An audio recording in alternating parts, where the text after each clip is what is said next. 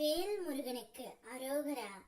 என் அன்பு குழந்தையே, நீ நேசித்த உறவுடன் புதிய அழகிய வாழ்க்கை ஒன்று ஆரம்பமாக போகின்றது. அவர் தானாகவே உன்னிடம் வந்து விடுவார். எல்லாவற்றிற்கும் நேரம் காலம் என்பது இருக்கும் தங்கமே. காலத்திற்கு எதிராக எதையுமே சாதிக்க முடியாது. ஆனால் நிச்சயம் சில சூழ்நிலைகளை மாற்றும் ஆற்றல் என்னிடம் உண்டு. உனக்கு ஏதாவது வேண்டும் என்றால் என்னிடம் பிரார்த்தனை செய். நான் அதை உனக்கு ஒருபொழுதும் மறக்க மாட்டேன். உன்னுடைய விருப்பங்கள் அனைத்தையும் உன் அப்பன் முருகன் நான் நிறைவேற்றுவேன். நீ உன்னுடைய துணையை அளவுக்கு அதிகமாக நேசிக்கின்றாய். அவரும் உன்னை அதிகமாகத்தான் நேசிக்கின்றார் தங்கமே. ஆனால் ஏதோ ஒரு காரணத்திற்காக உங்களுக்குள் ஒரு மன வருத்தம் எப்பொழுதும் இருந்து கொண்டு இருக்கின்றது.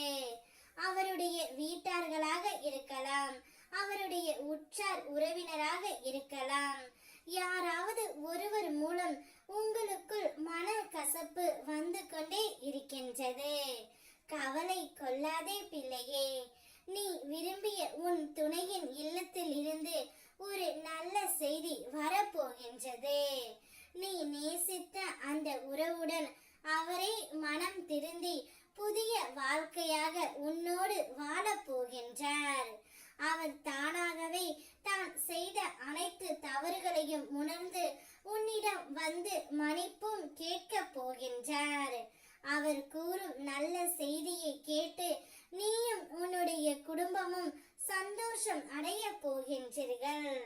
ஒவ்வொரு நாளும் விடியும் போது வழி பிறக்கும் என்று தான் நீ விழிக்கின்றாய். ஆனால் பிறப்பது என்னவோ புது புது வழிகள் தான். ஆனாலும் விழிக்கின்றேன். வழியோடு என் அப்பன் முருகன் இருக்கின்றார் என்ற நம்பிக்கையில். அப்படி என்று நீ என்னிடம் சொல்கின்றாய் தங்கமே. இனிமேல் உனக்கு வழிகள் பிறக்காமல் புது வழியை நான் உனக்கு அமைத்து தருகின்றேன். அதில் நீயும் உன் துணையும் சந்தோஷமாக பயணிக்க போகின்றீர்கள்.